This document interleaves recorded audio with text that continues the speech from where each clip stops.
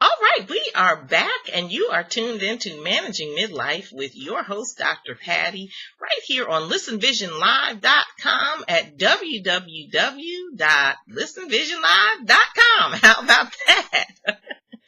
So tonight we are talking about how to avoid a meltdown during the holidays. How to avoid a meltdown during the holidays, because for many people the holidays are as stressful as they are fun.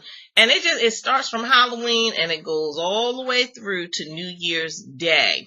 And so these months are filled with special occasions, eating temptations, family obligations.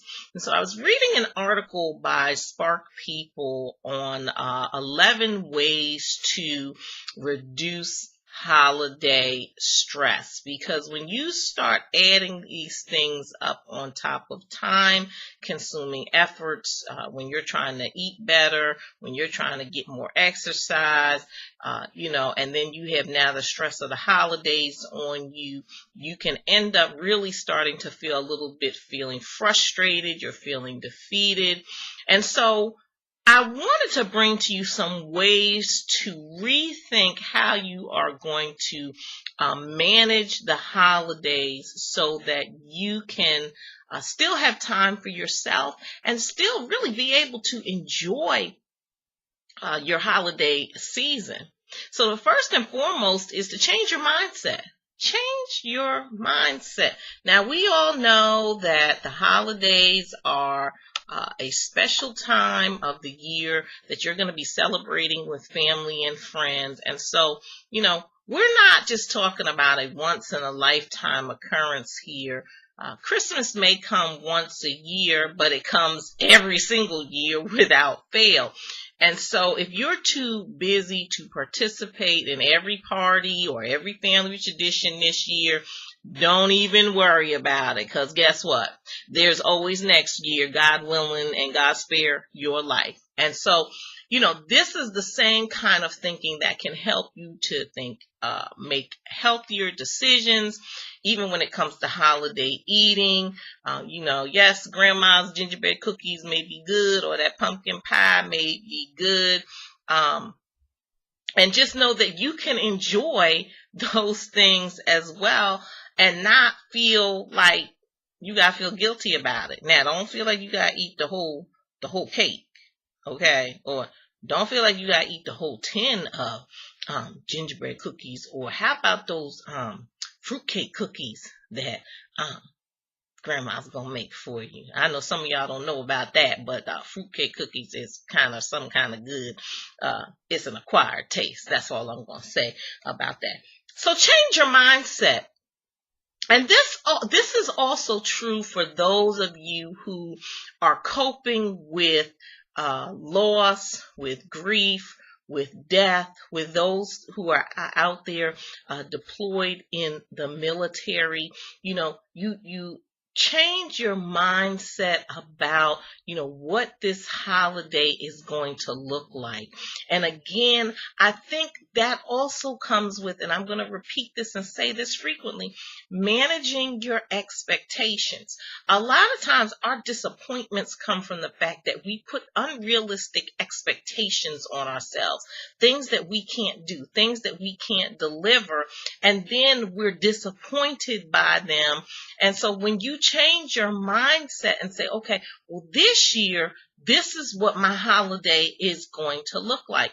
I was just sharing with my ex-husband that, every year, and we're great co-parents with our children, but every year we have to assume a posture of some flexibility, because every year has been different, and this year will be different. And so if you cop an attitude and say, well, I'm sick of this and I ain't gonna have my way, and you fold your arms, that's not the right posture to have, because you can't get anything accomplished that way. I was talking to some of my single parents who have dealt with the death of a loved one, and they're still raising their small children. So one of my single dads said, we're going to Disneyland this year. That's our annual annual thing. That's what we're going to do. And he said, in the year before that, we've gone on a cruise. And the first year that I lost my wife, he said, we went to her mom's. And so change your mindset about what the holiday really means to you and to the people that are around you. And don't be afraid to change some things if you have to, because you have changed. You may not be in the same place that you used to be. Number 2, and I'm not going to go through all 11. I'm going to put it on my website. Practice the power of no. The power of no is the word no is extremely powerful and liberating. It's tempting to say yes to every invitation, every opportunity to volunteer during the holidays, but you'll find that you will enjoy the parties and other events more if you pick and choose the ones that are closest to you and to your heart. And there's no need to explain or lie to anybody as to why you can't participate. Simply say, I'm sorry, I already have another obligation. I already have plans for that time. And so, a lot of times we overcommit, overextend ourselves. We don't get the rest that we need. And then we feel obligated to take on more than we can. Trust me. I'm an example of that, and you learn the hard way when you come to a fall or you hit a wall while you're running. And I know this can be a little bit challenging for some of you, but you've got to practice the art of learning how to say no in small ways.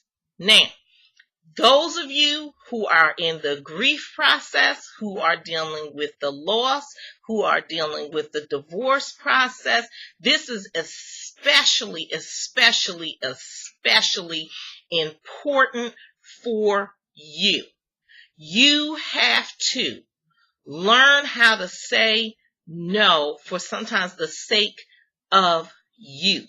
You cannot do it like you used to do it. You may not have the additional set of hands like you used to have the additional set of hands. You may not have the budget or financial resources like you used to have. Traditions have to change. Things will need to change. When you put on unreasonable expectations and you take on more than what you can handle because you can't say no, or you feel pressured, or you feel guilted into doing something, that's not good for you. And that only ends up in creating more stress. And we're talking about ways to beat the holiday stress. We're talking about ways for you to avoid having that holiday meltdown. It's going to be hard enough not having that person if this is the first one. If it's the second one, it gets a little bit lighter, but it's still hard coping and working through this time of the year. So you want to practice saying the power, or practice simplify your celebration. Simplify your celebration. Holiday traditions are wonderful. They can help to create lasting family memories, but there's no reason why you can't create new traditions to better fit your current lifestyle. You see this right here? See this? See this tree? This tree ain't 7 feet tall, is it? Or 12 feet or 15 feet tall. That's how it used to be. This tree is maybe 4 feet tall. Because I had to simplify my celebration and do something different. Because the 15-foot tree fit into the big house with the 20-foot ceilings. But we ain't there no more. So we had to do something different. So this is the tree we got now. And I'm not ashamed to say that, because it's a reality. Life changes, things change. And so there's no reason why you can't choose to create new traditions that better fit your current lifestyle.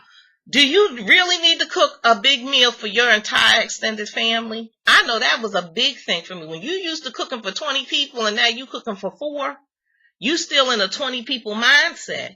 But let's bring it down, because your budget got to come in line with a 4 people mindset. Otherwise, you're overexpending yourself. So, think about that. Do you have to buy multiple gifts for everyone? Maybe You draw names this year. I know when our family, it was just me, my brother, my mother, my father, my uncle, right? And my mother's sisters. But the main group of us. When the family started growing and all the babies started coming and all the grandchildren, we couldn't do that no more. We had to come up with a different plan. So my mother said, let's do the grab bag. Everybody puts in a gift. Say a boy or girl, or man or woman. This is how much you spend. You put in, you take out. That's it. That's what you get. And you keep it moving. And so everybody has something. We have the family, we have the fun, we have the fellowship, or you draw names. Or you do a different type of gift exchange for the holiday. That's how you try to, learn how to manage and learn how to do things a little bit differently by simplifying your celebration. On others. Okay, instead of getting wrapped up in gift giving, why not find a way to give back to your community? This is also a great way for those of you who are out there who may not be able to get to family, may not have the ability to really get to your friends like that, or you may be experiencing the loss of that loved one. Your children are grown and have their own families now, and you're feeling a little bit alone during the holidays. Give back to your community this year. Choose to volunteer at a toy drive for underprivileged children, or, help out at the local food bank instead of fighting crowds at the mall. You could be doing good for others and for yourself. And trust me, there's so many benefits to giving back. And it can also be a good way for you to get out the house during the holidays, not be depressed. So for your own health and well-being, this is also a viable option for you. I'm so out of time, but I want to wish each and every one of you a very happy holiday, whether it's happy Hanukkah, whether it's a Merry Christmas, whether it's a happy Kwanzaa to you.